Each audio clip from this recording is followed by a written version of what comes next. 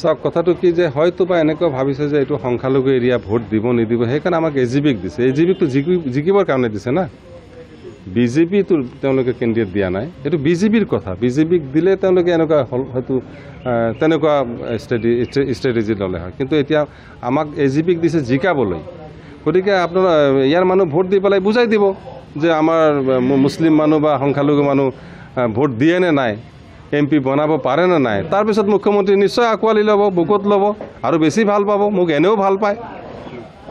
Thank U নিশ্চয় আহিব মোৰ বিশ্বাস আহিব লাগিব মই জেদ কৰিম না মই আনিম না ষ্টাৰ কেমেৰা যিহেতু আমাৰ একচুৱেলি আমাৰ নিৰ্বাচন 7 তাৰিখ পৰিছে লাষ্ট হেৰিত এই ষ্টেজত গতিকে প্ৰথম পৰ্যায় ছেকেণ্ড পৰ্যায় হোৱাৰ পিছত বাকীবিলাক 3 নম্বৰ পৰ্যায়ত 3rd পৰ্যায়ত প্ৰায় ফ্ৰী হৈ যাব মই আশা ৰাখিছোঁ তো মই মুখ্যমন্ত্ৰীক নিশ্চয় আনিব লাগিব আৰু তেখেতৰ চাহিদা যথেষ্ট আছে আৰু তেখেত আহিলে ইয়াত যথেষ্ট ফ্ৰুটফুল মিটিং হ'ব ফলপ্ৰসূ হ'ম আমি গতিকে এইটোত আমি ট্ৰাই কৰিমেই তেখেতক আনিবলৈ আৰু মই আশা ৰাখিছোঁ যে প্ৰধানমন্ত্ৰী যিহেতু আমাৰ বেছি প্ৰগ্ৰাম নাই এটা দুটা প্ৰগ্ৰামে আছে অসমত বা নৰ্থ ইষ্টত তথাপিও আমি ট্ৰাই কৰিম যেহেতু এইবাৰ এটা ইতিহাস হ'বলৈ ওলাইছে আমাৰ ধুবুৰী আমি জিকিম ইনশাল্লাহ আৰু এটা কলা অধ্যায় শেষ কৰি গতিকে আমি এটা ৰিকুৱেষ্ট কৰিম প্ৰধানমন্ত্ৰীক আমি ধুবুৰীত এটা আমি প্ৰগ্ৰাম বিচাৰিম আৰু আশা ৰাখিছোঁ তো মে বি হ'ব পাৰে মে নট বি যদিও নহয় তেনেহ'লে আমাৰ নেশ্যনেল ফিগাৰটো লিডাৰ আমাৰ থাকিবই তাৰ উপৰিও আমি মেইনলি মুখ্যমন্ত্ৰীক আমি কাভাৰ কৰাৰ চেষ্টা কৰিম বাকী জয়ন্ত মল্ল মন্ত্ৰী আছে পীযুষ হাজৰিকা আছে অশোক সিংঘাল আছে আমাৰ এইটো চাইডত যথেষ্ট প্ৰভাৱ আছে এওঁলোককতো আনিমেই আৰু যাৰ যেনেকৈ প্ৰয়োজন আছে তেনেকৈ আনিম আৰু আমাৰ নিজৰ যে দুজন আমাৰ অতিকৈ প্ৰিয় মোৰ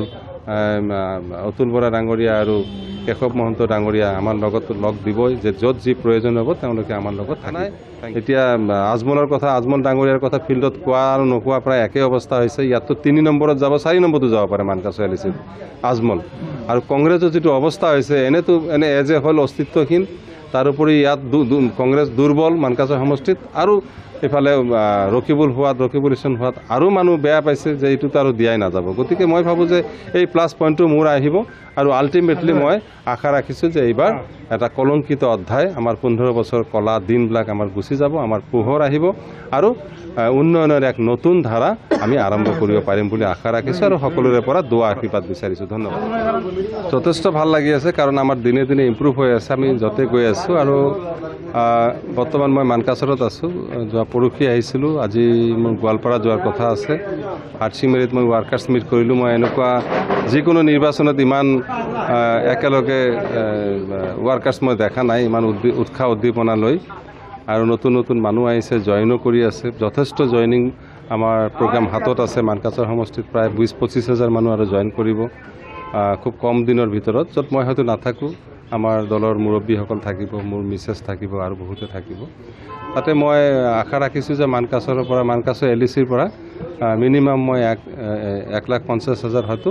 আশে পাশে থাকিব মই আশা ৰাখিছোঁ আৰু যদি বেছি ভালকৈ ৱাৰ্ক কৰে আৰু বেছি ভাল হ'ব কাৰণ মানুহৰ মন টোটালি পজিটিভ আৰু লোকাল এটা ইছ্যু আছেই যিহেতু আৰু ৰকিবুল ইছন এনেই আমাৰ ইনচাৰ্জ মিনিষ্টাৰ থাকোঁতে ইয়াত ডাঙৰ ঘটনা হৈছিল প্ৰায় 2.5 বছৰ 3 বছৰ মেঘালয়ৰ গণ্ডগোলত তেখেত ইনচাৰ্জ মিনিষ্টাৰ আছিল প্ৰায় 50 জনৰো অধিক মানুহ মৃত্যু হৈছিল ট্ৰেইনিং হৈছিল হুমকি হৈছিল কিডনেপ হৈছিল ইয়াত হাটচিমাৰীটো গুলি কৰি 3জন মানুহক মাৰা হৈছিল সেই মানুহবিলাকৰ কোনো হকাক কৰা নাই পইচাও দিয়া নাছিল তিনি বছৰ মেঘালয়ৰ গণ্ডগোলত তেখেত গুণ্ডা বাহিনী বনাইছিল, নিজ হাতে গুণ্ডা বাহিনী বনাই আমাক অত্যাচাৰ কৰিছে, এফালে মেঘালয় এফালে মানকাছাৰত অত্যাচাৰ কৰিছে। গতিকে এই মানুহজনক চবেই চিনি পায়। ইফালে কোকৰাঝাৰত তেখেত ইনচাৰ্জ মিনিষ্টাৰ আছিল, কোকৰাঝাৰত এদিনো নিৰাপত্তা দিব নোৱাৰিলে, এজন মানুহক নিদিলে, তাৰমানে নিদিলে, খালি তাত আমি জানাজাতহে আমি শ্বৰিক হ'ব পাৰিছিলোঁ, বাকী আমাৰ কোনো কাম নাছিল। তাত নিদাৰুণ মানে কৰুণ পৰিস্থিতিত মানুহবিলাক দিন কটাবলগীয়া হৈছিল। এদিনো এজন পুলিচক দি এজন মানুহক নিৰাপত্তা দিব পৰা নাই বা দিয়া নাছিল। গতিকে এইবোৰ কাহিনী তেখেত মিনিষ্টাৰ হৈছিল, চুপ কৰি চাৰ্কেট হাউচত আহে, ধুবুৰীত কোনেও নাজানে। তেখেত এজন মানুহৰ চাকৰি দি পোৱা নাই, তেখেত কাকো সহায় কৰি পোৱা নাই। সেইজন ব্যক্তি আকৌ দুবাৰ ছেকেণ্ড টাইম এজনৰ পিছত, এজনটো যি কৰিলে 15 বছৰ, আৰু এজন সেই জেগাৰ পৰা আহিব আমাৰ খেতিত, তেওঁলোকে মালিকানা বিচাৰিব, এইটো আমি কেনেকৈ দিম? গতিকে এতিয়া লোকেল মানুহ, মই ভাবোঁ যে মোৰ জহিৰুল ইছলামৰ ল'ৰা হিচাপে মোক মানুহে একচেপ্ট কৰে, মোক মানুহ বেয়া নাপায়। জহিৰুল ইছলাম চাহাবৰ প্ৰত্যেকটো জেগাত এটা অৰিহণা আছে, তেখেতক যথেষ্ট মানুহ ভাল পায়, ব্যক্তিগতভাৱেও ভাল পায়। গতিকে সেই হিচাপে ময়ো তেনেকৈ মেইনটেইন কৰি গৈছোঁ, মোকো বেয়া নাপায়। আৰু মই আপোনালোকে নিশ্চয় জানে, মানকাছৰবাসী, মানকাছৰ ইয়াত মই অৱস্থিত, মই কেতিয়াও দুৰ্নীতি নকৰিলোঁ, প্ৰায় 40 বছৰৰ পৰা মানুহৰ লগত থাকিলোঁ, যিমান পালোঁ ত্যাগ কৰিলোঁ। গতিকে মানুহ সেই হিচাপে মোক গ্ৰহণ কৰে। এতিয়া AGP বিজেপিৰ কোনো আপত্তি নাই, BJP AGP ধুনীয়াকৈ ফিল্ডত আমাৰ কাম কৰি আছে, বহুত বেছি ৱৰ্ক আমাৰ হৈ আছে আমাৰ মিত্ৰজোঁটৰ দেন আদাৰ্ছ। গতিকে মই ভাবোঁ যে প্ৰায় বৰপেটাটো, চেংগা, সৃজনপুৰ আমাৰ ভাল হ'ব, মন্দিৰ আমি প্ৰায় ট্ৰাই কৰি আছোঁ ভাল কৰিবৰ কাৰণে,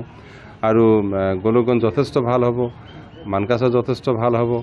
ধুবুৰীৰ পৰা গৌৰীপুৰ, বিলাচীৰ পৰা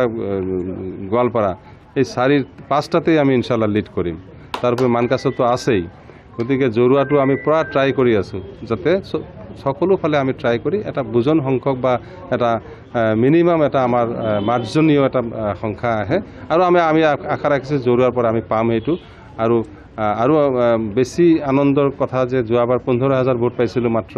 জলেশ্বৰত, এইবাৰ মিনিমাম এবভ 50 পাম, মিনিমাম এবভ 50,000-50,000 অধিক ভোট ইনশাল্লাহ জলেশ্বৰৰ পৰা পাম। গতিকে আমি নিশ্চিত প্ৰায় 8-9 লাখ ভোট আমি পাম। আৰু বাকী যে কোনে কেনেকৈ পাব মই নাজানো, কাৰণ তেওঁলোকৰ অংক মই দেখা নাই।